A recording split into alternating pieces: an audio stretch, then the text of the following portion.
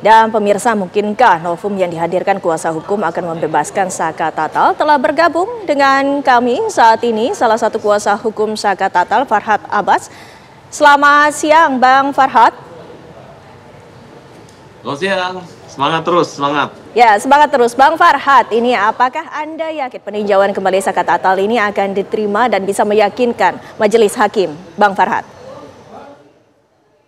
Oh, tentunya kami yakin sekali. Karena kalau kita mempelajari kembali putusan-putusan mulai dari penyidikan sampai tingkat kasasi, itu seperti dari awal kita mengatakan adanya satu rekayasa penyidikan, penuntutan, dan pengadilan gitu.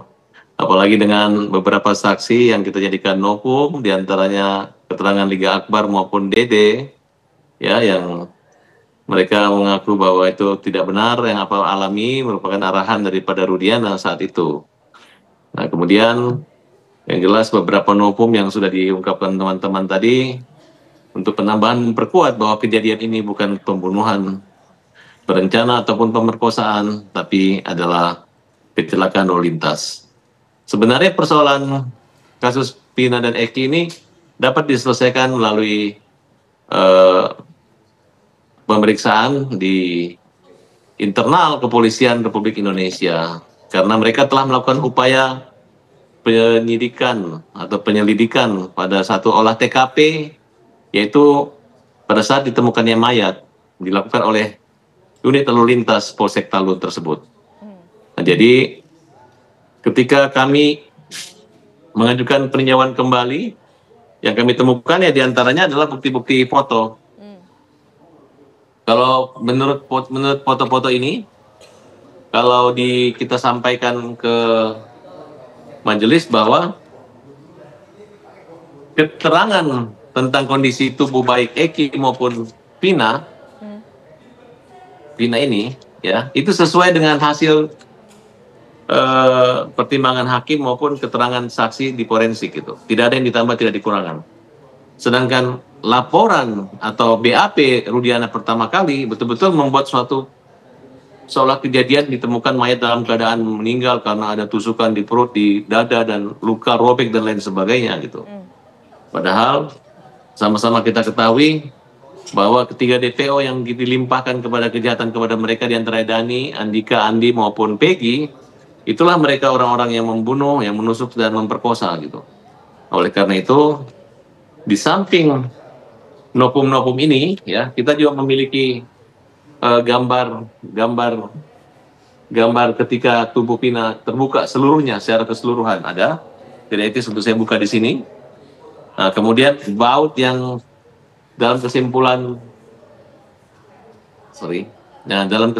dalam kesimpulan pihak kepolisian bahwa ini adalah baut dari tungkai kaki sesuai dengan ahli forensik di rumah sakit Visum di Rumah Sakit Gunung Jati, bahwa adanya daging dan kakinya itu memang ada daging luka di sebelah kanan, karena hampir semua luka baik Vina maupun Eki itu berada di sebelah kanan semua gitu. Nah, termasuk motor. Nah, motor ini yang kata Rudiana tidak ada rusak, ini rusak ini. Ada garis kurang lebih 30 cm. Nah, jadi siapa yang mengatakan bahwa motor tidak rusak ini hanya pembuangan mayat, ya itu kami tidak bisa menyimpulkan, tapi kita mudah-mudahan ini menjadi pertimbangan, ya, pertimbangan hakim.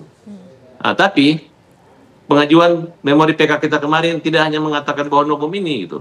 Kita bisa melihat mulai rangkaian kejadian cerita. Kenapa perkara ini dibuat 2 LP? Pertama laporan polisi tentang lalu lintas, kedua tentang laporan pembunuhan penganiayaan. Awalnya belum 340. Nah, kemudian apakah Rudiana mendapat surat perintah penyelidikan? Kenapa? Di situ kita uraikan waktu. Mulai dari kapan mereka berkomunikasi dengan Aib maupun Dede, kapan mereka menangkap ke-8 orang terpidana tersebut. Ya, Bang dan Farhad, tapi ini kan yang sidang dalam akhirnya kesimpulan kami bahwa sidang kan akan dilanjutkan esok hari, Bang Farhad, karena pihak termohon ini belum siap. Kalau tanggapan dari pihak kuasa hukum Saka Tatal sendiri seperti apa? Ya, di sini pertama kami mengkritik ya dari kejaksaan. Kejaksaan itu kemarin dia nggak pakai toga bajunya, nggak pakai baju seragam. Alasannya karena ini peninjauan kembali adalah semi perdata. Gitu.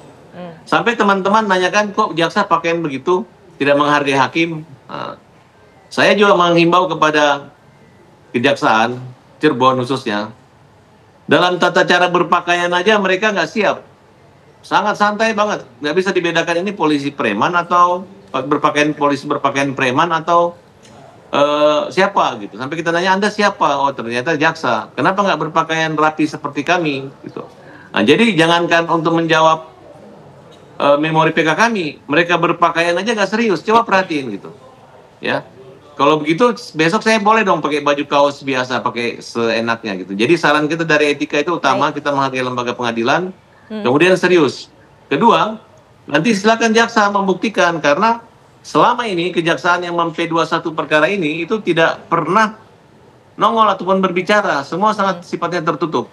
Nah, kami ingin melihat, mudah-mudahan dalam jawaban pada hari Jumat jam 9 nanti jaksa bisa mengumumkan, syukur-syukur bisa mengumumkan hasil eksaminasi atau bahkan bisa mengakui semua kekurangan yang dimiliki oleh pihak kejaksaan dalam membuat dakwaan dan menuntut sehingga mereka dikabulkan oleh majelis, yakin bahwa BAP walaupun sudah dicabut itu adalah sesuatu kejadian yang sebenar-benarnya. Dan bagaimana tanggapan mereka terhadap dua orang saksi, yaitu Liga Akbar dan Dede, saksi yang tidak dihadirkan di pengadilan, saksi yang katanya hanya disumpah tapi ngakunya tidak pernah disumpah, saksi yang dilarang datang oleh Rudiana, tapi mereka mengakibatkan dihukumnya 8 tahun saketata, dihukumnya ke 7 orang itu pidana seumur hidup. Baik, ya Bang Farhat, itu juga yang menjadi pertanyaan kita semua. Mudah-mudahan kita juga mendapatkan jawabannya. Terima kasih Bang Farhat Abbas atas waktunya bersama kami di Kabar Siang. Selamat siang.